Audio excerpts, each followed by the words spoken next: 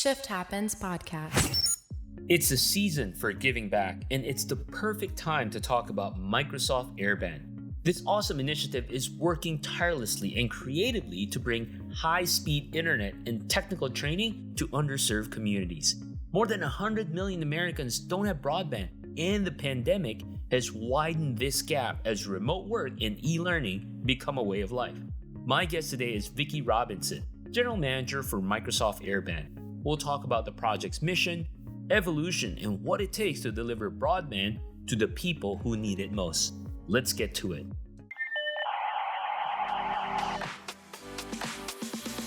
Shift Happens podcast. Shift Happens podcast.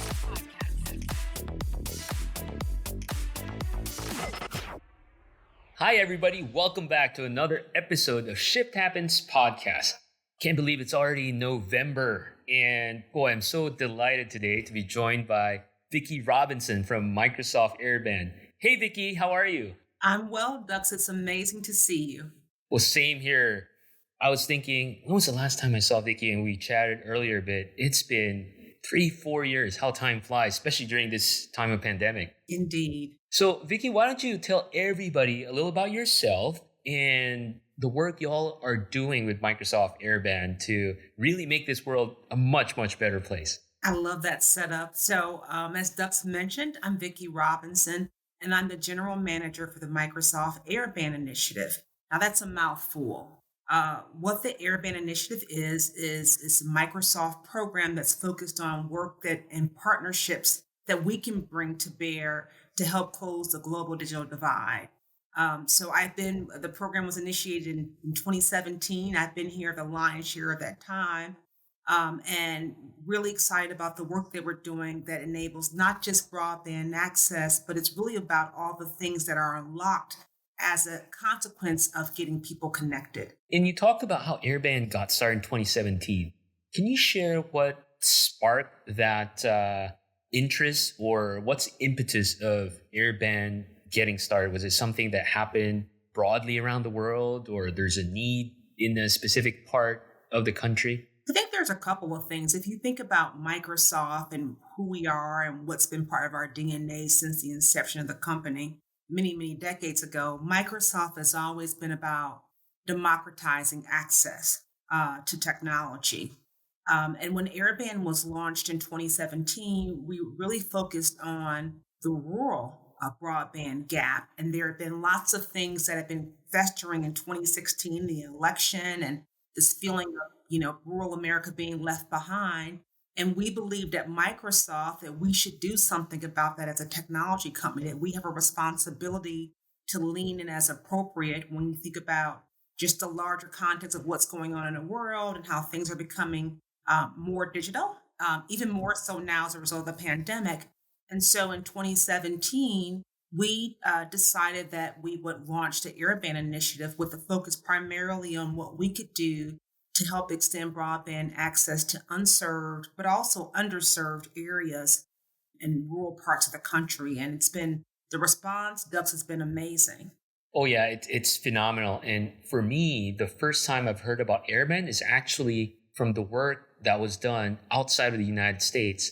I'm originally from the Philippines, and there's been a lot of work with Microsoft and partners there with the Airband initiatives in rural areas of the Philippines as well. So when I heard about the initiative gaining traction here in the United States as well, I was really excited, but at the same time, I was surprised because as I think about broadband in the United States, I thought, yeah, everybody has access to broadband. But frankly, it was a shock to me that when I saw the statistics of broadband penetration and just frankly access to the internet was much lower than what I thought it was. And there's a huge gap out there. Can you talk more about this, what the gaps were at that time, and fast forward to today and how Airband is helping closing that gap? Sure. So you were right. Airband actually has its roots originally outside the United States. It was only in 2017 that we had this current iteration of Airband, which again is focused on work that we could do to extend broadband in unserved and underserved areas.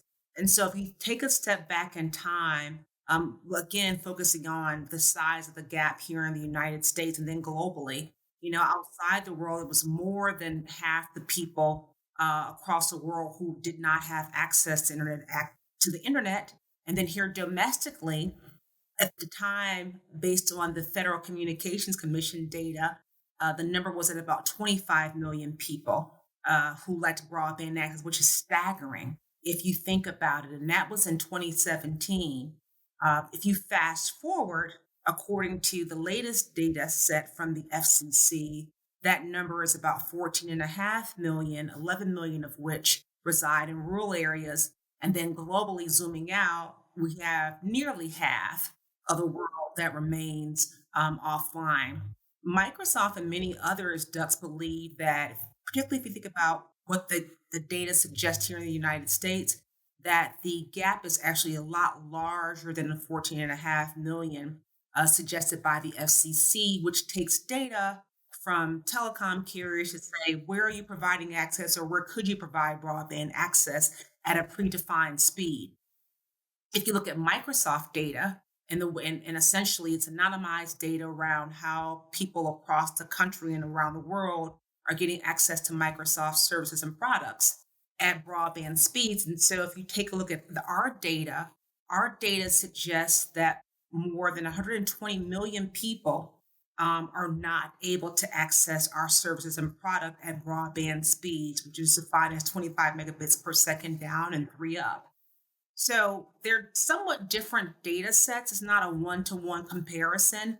But if you're thinking about what's a better mark for where broadband actually exists, we think that usage is a stronger indicator of where broadband exists today and where it doesn't. And so there's a big difference between 14.5 million and 120 million, which is literally a third of the country. Staggering. The truth lies somewhere between the two. It's certainly more than a 14.5 million. It's a huge problem, Dux, and it's only been exacerbated by the pandemic. Absolutely. And Vickie, if you think about that gap, right, there's a lot of impact to broader society. First, if you think about employment, especially now during the pandemic, remote work, if you don't have access to the internet, how can remote work be possible? It's not possible. No, online learning.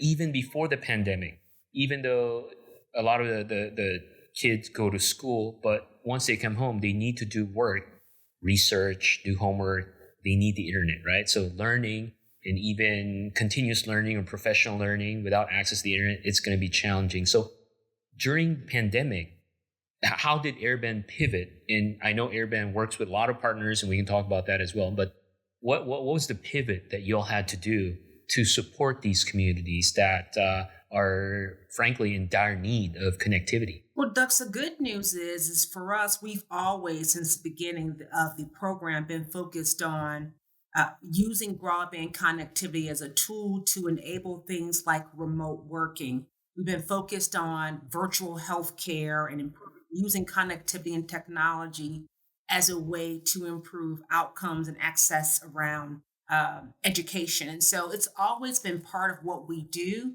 It's never been about, extending broadband access simply for the sake of extending broadband access. It's really about that broadband connectivity paired with technology to improve outcomes that enable things like online learning and telemedicine and remote work. And so when the pandemic came, we really just found that there was more focus on that. It became a lot easier to do my job and talk about what we do because people were actually experiencing it. We've been experiencing it in my own home. I have teenagers. And so teenagers who started their high school the first year of the pandemic. And, we were very thankful, very blessed that we have multiple devices in our home. My husband's is an attorney. I'm a reform attorney, but we were all able to work at home from the comfort of our home in a safe environment because we had not just broadband access, but we had the skills to know how to use the computer and operate online safely and effectively. But more importantly, we had the devices. And so for us, it's really been a matter of sharpening our focus. Again, we've always been focused on connectivity as a platform to do what we call digital transformation, which is using the power of connectivity and technology. But for us, it really pointed to this broader notion of not just simply broadband access and adoption, but this concept of digital equity. We believe is something that's relevant across the world, no matter where you sit. And when we think about digital equity, that means access to broadband services, access to broadband enabled devices, as well as the relevant digital skills to be able to use broadband once it becomes available to you. And so for really ducks, I think it was less, maybe it's probably fair to say it was a pivot, but it just really sharpened our focus and clarified problem set and what we might do to show up and roll up our sleeves to help, because we do believe it's our responsibility. We've been part of the acceleration to our society becoming more digital. And so with that comes the responsibility to do something about it. And that's what Airband is really all about. That's fantastic, Vickie. And as you're describing how in some ways, well, certainly the pandemic is not a situation we want to be in or we want to see again, but it accelerated the focus of leveraging technology, because we see that as a parallel in our work life as well. So for example, we work with a lot of customers around the world, and because of the pandemic, the adoption of technologies like Microsoft 365 and Teams have accelerated, and people truly have now seen the value of what it offers, as you've said, what the outcomes are, not just from a professional standpoint, corporate standpoint, but truly the impact that it can offer in everybody's day-to-day lives. Absolutely. And one of the things I love about Airband is, sure, Microsoft is, if not the largest organization, maybe depending on time of day when what the stocks looks like, but Microsoft could have gone at it on their own, like meaning Microsoft's like, hey, we have all the resources, we have all the people, we have all the money, let me tackle this on their own. But true to the DNA of Microsoft, Microsoft works with a lot of partners and organizations. And not just because, that Microsoft doesn't think they can do it, but there's value in working with boots on the ground, people in the community, providers in the community, right? And I saw this in action. There was a time, because I'm part of VFI, Voices for Innovation, and there was a lot of work working with Airband and also working with the FCC and the government to really advocate for this and making this happen. So can you talk more about how that model looks like? What kind of partners you work with, from telco providers to technology providers, and how is that benefiting the local communities that Airband is helping? You've really hit on it, Dux. And so at the risk of being slightly repetitive, let me just do a little bit of put a little bit more meat on the bone. So the Airband initiative is entirely partnership driven. And as you noted, that is really the way that Microsoft approaches its space in the world. It's all about partnerships. And we believe that it's a holistic approach, in that it's not just focused on, again, how do we get people to get access to broadband, the primary conduit of which are our internet service providers. But it's, again, how do you enable broadband as a platform to do something more, to improve the quality of life for people and organizations and communities, to provide resiliency and improved outcomes and livelihoods. And that's where technology comes to bear. And so we also partner with technology solution providers and hardware providers, because we believe that if we can empower our partners to use whatever technology solution works best in a given geography based on their intimate boots on the ground knowledge of the terrain and the area they're trying to serve, that's how we can effectuate change. And in addition to that, working with the Microsoft Philanthropies team, we also provide community-specific digital skills training. What's needed in my hometown of Milwaukee, Wisconsin, is probably going to be a lot different than what's needed in Ferry County, Washington State.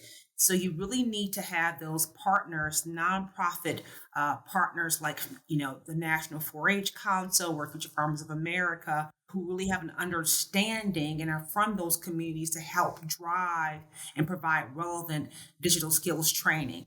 And so underneath all of that is really a focus on policy and advocacy. The digital divide is a systemic problem that's going to require a systemic solution. And so we recognize that early on. And again, the pandemic has only further clarify that point, if you don't have policies in place, be it policies that ensure that providers have access to a myriad of technology solutions, be they fixed wireless or wireline fiber technologies, you're going to put limitations on what can be done in specific communities. And so that's always been a focus of us for us. And for us, we've made a bet on since the beginning of the program, the power of fixed wireless solutions, which are, they tend to be ducts easier to deploy in rural communities and also a bit more cost effective in those lower density areas. But in addition to that, also recognizing that this is not a problem that the private sector alone can solve. We can't do it all as Microsoft. There is a role for the public sector, and that comes in the form of funding and other things that the public sector can bring to bear. And so that's also been a focus for us as part of our work, even more so now domestically as you think about the passage of the Infrastructure Investment and Jobs Act, which is creating a once in a generation opportunity to really, hopefully, put a dent in the digital divide once and for all and serve as a model for people across the globe who are approaching this problem. Absolutely. I mean, as they would say, right, it takes a village. It certainly takes a village, Doug's. And the key here is, while from the outset, the focus may seem like, oh, let's get everybody internet. It's a technical problem. Well, technology is the least of our concern. There's a lot of other layers that needs to be addressed and worked together on. Are there any stories, Vickie, that stand out for you that at least what Airband has done or made a great impact to the communities that y'all have served? There are so many. Let me try to lift up a couple. You talked about what we did in the face of the pandemic, which no one anticipated, and how we met a very unique need. So one thing that I love that our partners are scrappy. Recognizing, and it's even more, it's an ongoing issue now with supply chain challenges. Our partners are in some ways, they can't build enough to meet the demand. Question becomes like, what else can you do? And so our partners across the country working with organizations like Land O'Lakes. Oh, yeah.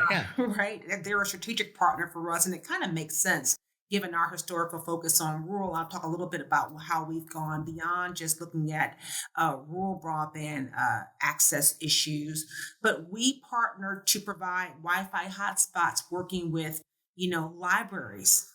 They are like the anchor institutions in our society, and they're the natural space for kind of learning and education. So one of the things that we did as part of a response, what could be brought to bear immediately, is working with our partners to provide Wi-Fi hotspots in situations where, for whatever reason, you may not have had broadband immediately. Never taking our eye off the ball. We know that ideally, to address things that are like the homework gap, which you talked about previously, Dux, this phenomenon in which you have students who are able to be online in schools, but then they go home and they can't. That's what we call the homework gap, right? Correct. So we always are looking to determine first and foremost, how can we ensure that people have access to their homes?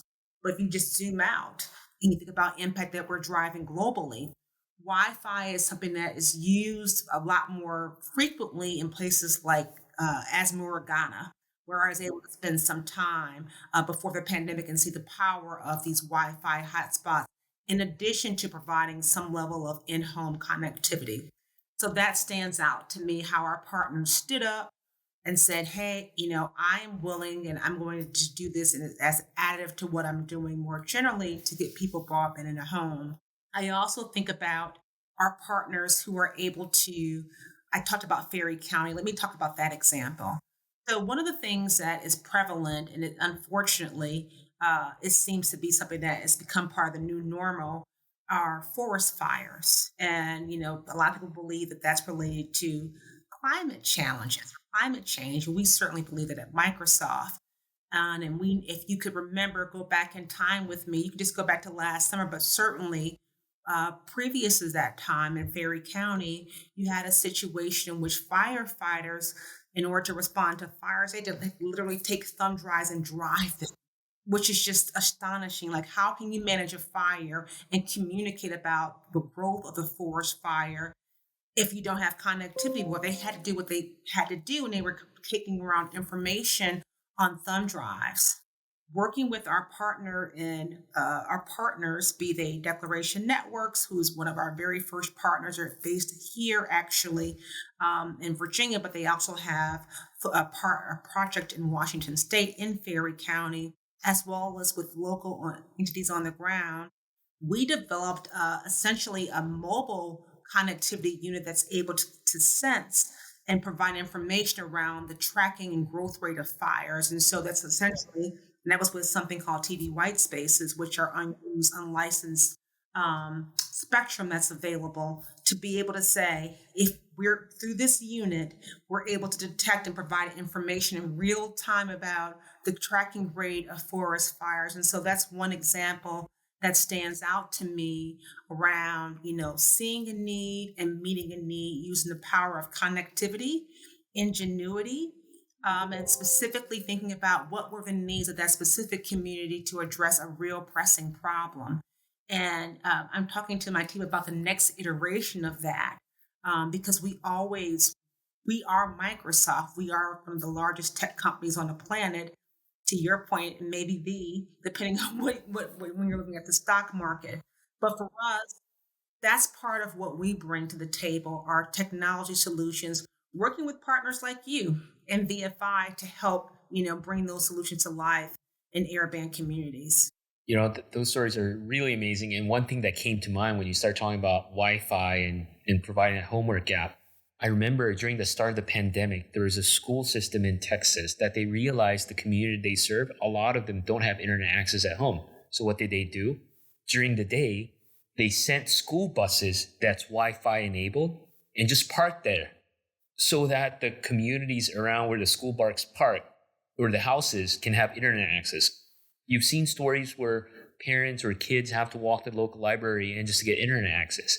But you talk about scrappy and being, having a growth mindset, right? Where let's just try everything and get this work. And that's what I love about these stories. And I'm sure to our listeners, if you want to see more of these stories, just go to Microsoft Airband's website.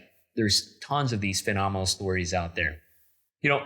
Vickie, you've been at the helm of Airband and just seeing a lot of the wonderful impact and the value that the team offers to the community that you all serve. To our listeners out there, right? If they want to make shift happen, be it on their corporate work or nonprofit work or just community service that they do, can you share a learning or two that you've had just in your journey and just seeing all the awesome work and impact that the team has provided? Absolutely. And there have been lots of learnings. One learning that stands out to me is really having a mindset to say, what's the need and how do I meet it? One of the things that we learned early on is that we could not be about technology or pushing a particular technology solution just for the sake of pushing it, whether or not it made sense. And in that regard, I can mention TV white spaces, particularly with respect to our work here domestically. They are something that it's finite in quality. It took longer than anticipated in terms of policies being changed to optimize use of that technology solution. And so we learned very early on that, one, policy change is not overnight. And so that's something that you have to be mindful of when you're talking about doing work of this nature, or really does any work that requires public policies to be changed or modified. And I imagine any big societal problem is going to require just that. So that's one big learning for us is what you want to do is to empower your partners to be nimble. And so as a result of our learnings, we really pivoted to this hybrid technology approach, which essentially mirrors what our partners have been doing anyway. The mix of fiber where it makes sense to use fiber or fixed wireless, and there are many varieties of fixed wireless solutions to be able to, again, tailor and determine what's best to serve a given community. So that's been a big learning for us. I would also say further validation of the partnership model. You can do more as you get people who are like minded to go about and tackle big problems. And so that's been further validated for us. And whereas, when we started off 4 years ago, Dux, we certainly were looking at internet service providers, technology solution providers, hardware providers as our key partners. But you heard me mention Land O'Lakes, for example. We've opened up our work to all, a variety of different kind of strategic partners, and that's through learnings. And so being open to open or widening your tent, I think is a best practice in this space. You can do more with others joining you along the journey. So those are just a couple of key learnings that are top of mind for me as I think about where we have been and where we need to go. The other thing I might note is, whereas before we were very much focused on access and just full access, again, this is the pandemic that has brought this point home. But I would also say not just the pandemic, just a broader environment that we find ourselves in as a society. We wanted to do more to actually address adoption issues. And so almost 2 years ago, we expanded Airband to include urban centers and what we could do to address digital divide issues as they present themselves. And a lot of urban centers, at least here domestically, and that's where the focus is currently, is we want to get learnings around it. It's less of an issue of are there providers that are providing some level of service. It's more about adoption and really understanding what are the ins and outs about that. Have further contributed to our broadening of our approach around this broader concept of digital equity, which I think really opens us up to do a lot more to drive impact and long-term change. That's phenomenal, because a lot of the learnings you've shared certainly not only applies for the work you do for Airband, but to our listeners out there who's work in the IT industry, right? This is a constant learning, even for myself. Is number one size doesn't fit all. Right. So we have to meet the needs, and needs are differing. Number two is we have to work together. There's a great proverb, I'm sure you know, it says, if you want to run fast, run alone.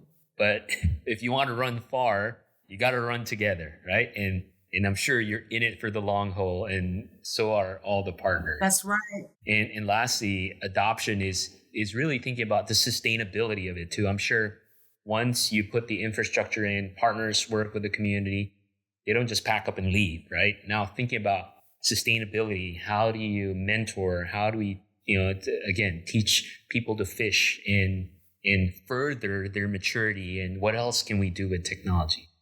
I love all that. Vickie, it's an awesome conversation. For our listeners out there, if they want to learn more about Airband, or if there's any way they can help, where should they go, and how can they engage if they want to engage with Airband? Absolutely. We have lots of information on our website, as you teed up, I think, at the beginning. And so if you do a Bing search and you put in the Microsoft Airband initiative, it will take you directly to our page, which can show you how you can get involved and also give you some examples of our work in action, how we're doing Airband in action. And also I'm on social media. I'm on LinkedIn at Vickie S. Robinson, and also Twitter, where I talk about our work at #VSRob29. Awesome. Well, Vickie, again, in the spirit of the holiday season, I'm so grateful and thankful for you, and really grateful for all the wonderful work that Airband has been doing, and the long-term impact, frankly, for people around the world. So thank you. To our listeners, thank you again for tuning in. Until the next episode, we'll see you. Take care and have a wonderful day. Shift Happens Podcast. Thanks for listening. It's hard to imagine life without high-speed internet, isn't it? That's why I'm so inspired by the work of Vickie, Airband, and the many partners collaborating to help get everyone connected. And the takeaways from their efforts can benefit any organization facing challenges or change. First, identify your infrastructure and the individuals who aren't getting what they need. Next, be sure to supply the right tools and training. Finally, explore how you can team up with external and community groups. If you liked today's episode, please leave a review for the Shift Happens podcast on Apple Podcasts or whatever platform you use to listen. I wish you a peaceful and productive holiday, and we'll see you in 2022.